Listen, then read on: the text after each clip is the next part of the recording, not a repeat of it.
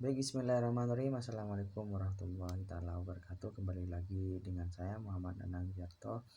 Baik, di sini saya akan mempresentasikan kembali tentang makalah pengembangan instruktur evaluasi jenis tes mata kuliah metode pembelajaran PAI, yakni dosen pengampu Bapak Fikri Farhin MBDI. Di sini ada beberapa pembahasan. Yang pertama itu pengembangan instrumen evaluasi jenis tes, dan yang kedua jenis-jenis tes.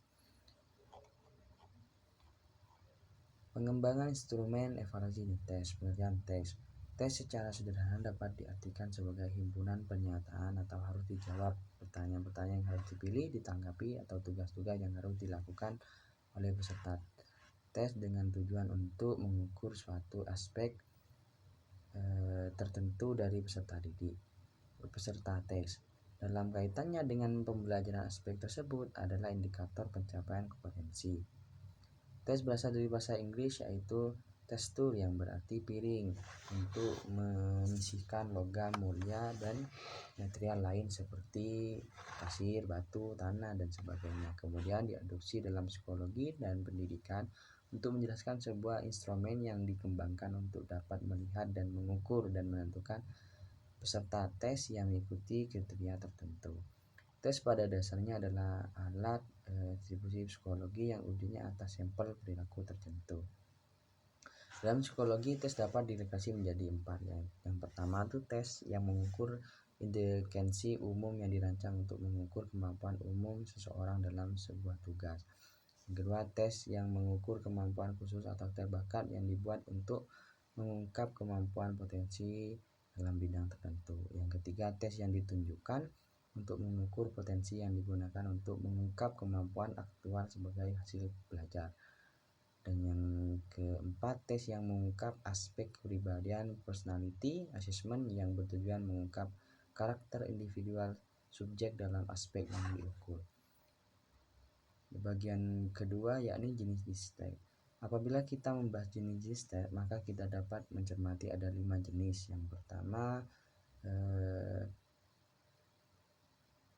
pembagian jenis tes berdasarkan tujuan penyelenggaraan, yaitu tes seleksi. Kemampuan penentuan jenis kemampuan dalam tingkat penguasaan pada tes seleksi sepenuhnya tergantung pada kebutuhan akan kemampuan yang dibutuhkan untuk dapat mengikuti kegiatan. Dengan demikian, berdasarkan hasil seleksi, seseorang dapat dinyatakan diterima atau berhasil dan diterima atau tidak lolos untuk mengikuti program kegiatan yang direncanakan. Yang kedua, tes penempatan. Ada suatu keniscayaan bahwa kemampuan seorang tidaklah bisa sama. Sekelompok orang barangkali memiliki kemampuan lebih tinggi daripada kelompok lain. Masalah yang muncul adalah bagaimana jika kemampuan siswa dalam satu kelas relatif beragam. Hal ini akan bisa mempersulit jalannya proses pembelajaran yang akan dilakukan. Untuk itu perlu dilakukan tes penempatan. Tes penempatan umumnya diselenggarakan menjelang dimulainya suatu program pengajaran dengan maksud untuk menempatkan seseorang pada kelompok yang sesuai dengan tingkat kemampuan yang dimiliki. Yang ketiga, tes hasil belajar. Brom 2004 memberikan pengertian tes hasil belajar merupakan hasil belajar yang diungkap lewat tes. Hasil belajar dapat mengacu pada hasil pengajaran secara keseluruhan pada akhir penyelenggaraan atau pada kurun waktu tertentu. Sebagai tes yang memfokuskan pada hasil yang telah dapat dicapai oleh suatu bentuk pengajaran, tes hasil belajar memiliki keterkaitan yang erat dengan apa yang telah diajarkan atau kurikulum. Yang D, tes diagnostik. Secara etimologis, diagnostik diambil dari bahasa Inggris, yaitu bentuk kerja adalah tux dialog, yang artinya tux demonstration the novel of from observation of symptom. Mendiagnosi berarti melakukan observasi terhadap penyakit tertentu sebagai dasar menentukan macam atau jenis penyakitnya. Yang terakhir, tes uji coba. Untuk mengetahui apakah tes yang dikembangkan bagus, perlu serangkaian uji coba untuk memperoleh informasi tidak hanya dengan ciri-ciri tes yang penting seperti validitas, reliabilitas, tingkat kesulitan, dan tingkat perbedaan, melainkan juga segi-segi lainnya seperti kecakupan waktu, kejelasan tulisan maupun perintah, tes, dan lain sebagainya.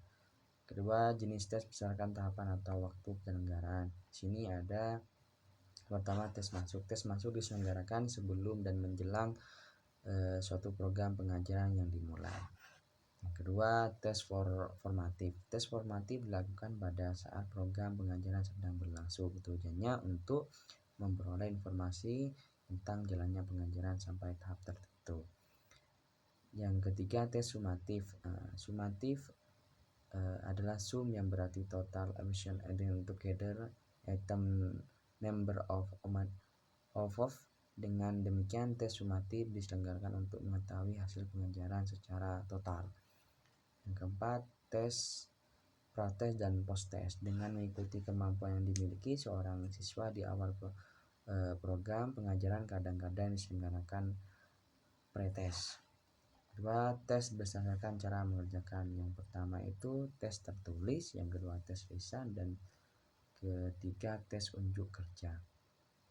Yang selanjutnya, tes berdasarkan cara penyusunan. Di sini ada tes buatan guru, ada tes standar. Itu saja yang bisa saya sampaikan pada kesempatan kali ini. Apabila ada kesalahan, saya mohon maaf yang sebesar-besarnya. Wabillahi taufik wal hidayah. Wassalamualaikum warahmatullahi wabarakatuh.